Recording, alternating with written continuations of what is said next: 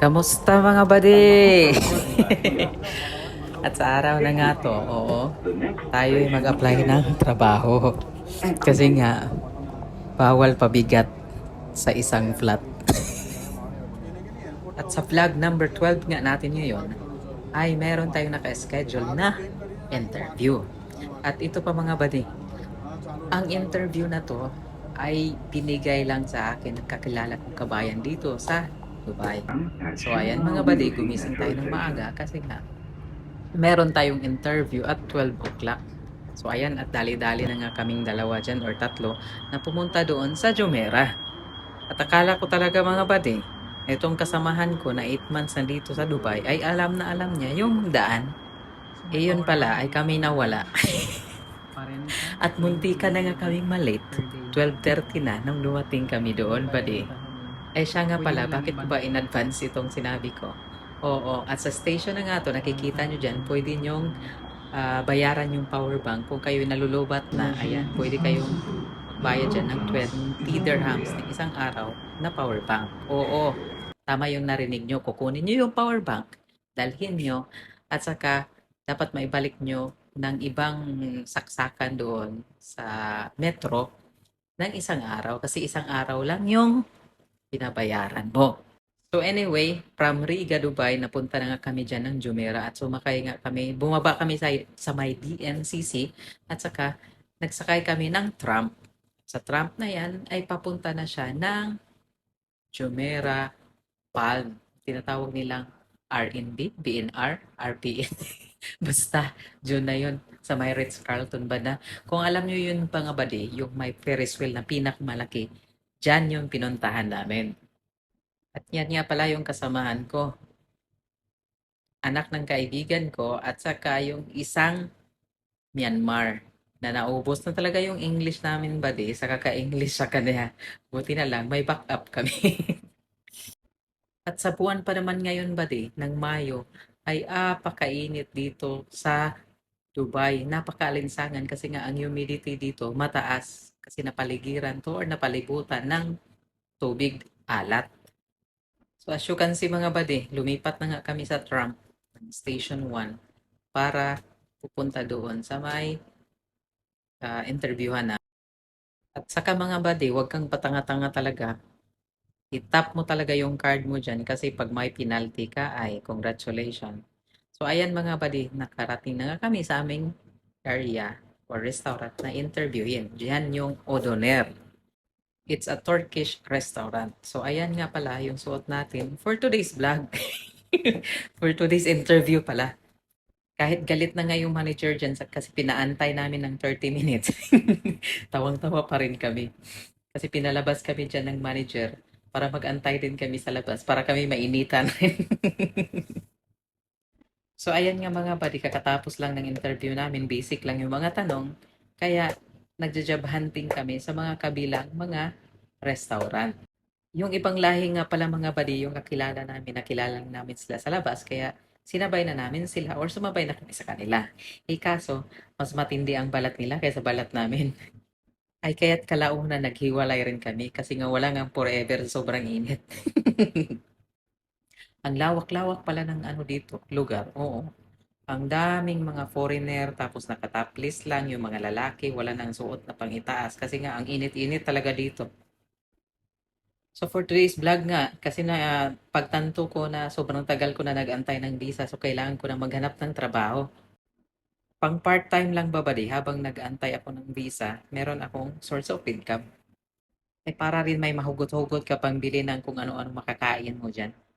So ayan na mga abadi, na punas-punas na tayo dyan ng ating mga pawis kasi nga sobrang init talaga. Nako! Kahit sa sobrang init dyan mga abadi, walang makapipigil sa ating happiness. Oo. So ayan na nga ba din, nakikita nyo yung ibang lahi, nagpipicture sila ng mga nakapaskil doon, yung contact number, saka email. So sabi ko sa inyo mga baris, lahat talaga ng madaanan namin, tinatanong, kinakausap namin yung manager para hinga ng email address or mag-submit lamang ng CV. At yan nga pala yung Myanmar na kasama ko. Actually, kambal ko talaga. At kami ngayon nagutom na mga bali. Kumain na nga kami dyan sa KFC. Kasi sa lugar dito mga buddy, mahal talaga ang ibang restaurant. Ang tubig, 18 dirhams. At dito sa KFC, dito kami kumain kasi nga dito ang mura. Yung kasama ko nga mga Pilipino dyan, hindi pala siya kumain ng yellow na rice na yan. Kaya hiniwalay niya yan. Manok na lang ang kinain niya. Alauna hanggang nag-alas 3, umalis na kami doon sa KFC. Ay baka magabihan kami pa uwi. Oo. Ayan, naglakad-lakad na kami, nag-video doon kasi nga patungo kami doon sa may tram. Tram buddy, ang tawag sa kanilang maliit na metro papunta doon sa may sulok-sulok, dyan sa may resort. Kahit sa sobrang init pa di lumalaban pa rin ang ating sapatos. At ako'y nagpapasalamat nga pa kay kay Kuya Cesar sa nagbigay dyan sa shoes. Thank you, Kuya. So, ayan, andito na kami sa loob ng tram. So, kailangan nyo yung i-top up yung card nyo dyan para hindi kayo magka-penalty na mahigit 400 o 200 dirhams. Ayan. So, as nakikita nyo mga buddy, ang luwag-luwag ng loob. Walang masyadong nakaupo kasi nga maaga kaming nauwi. So, ayan nga pala yung labas. Nakikita nyo. Oo. Diyan kami napunta at napadpad. At pinidyuhan ko nga pala yung loob ng tram. So, ayan. Walang masyadong nakaupo. Wala siyang masyadong nakaupo mga buddy, pero ang amoy ang baho-baho. Sorry, sorry. Nasabi ko tuloy. May baho talaga siya konti. Parang amoy kulob. Pwede naman siyang ihayang.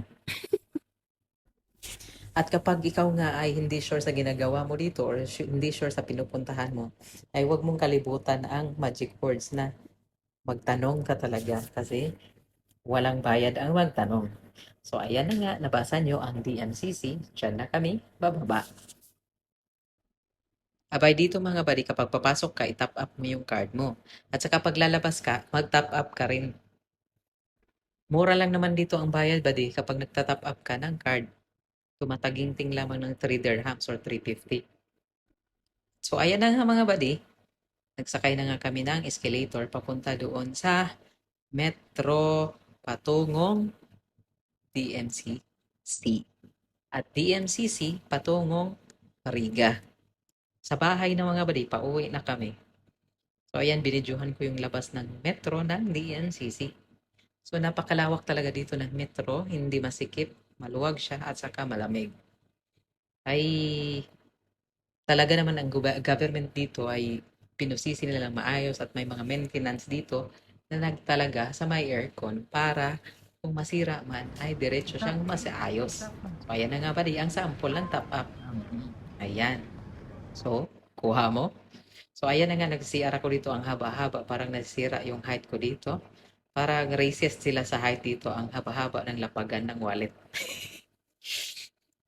So ayan, gusto na dyan mapa-video dyan. Pero sabi niya, wag daw ipost ang mukha niya para baka mag-viral daw siya. Pero sabi ko naman, hindi ka na mag-viral kasi wala naman akong follower.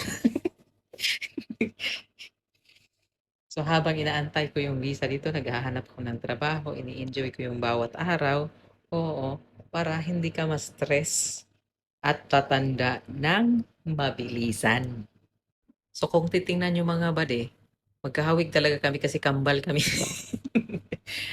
Myanmar pala yung lahi niya. So kung alam nyo yung sitwasyon ng Myanmar, ay kawawa din sila. Kasi nga 200 dirhams ang sahod doon sa kanilang bansa sa isang buwan. Isipin nyo yun. Oo mga bade, nasabi niya sa bansa nila, 200 dirhams lang ang sahod sa kanilang bansa sa isang buwan. Kaya wala, naawa talaga ako. Itong Myanmar nationality naman mga badi ay hindi talaga naawa sa akin sa kaka-English. Na-English talaga siya ng English. Hanggang maubos na talaga yung English ko dyan sa isang araw.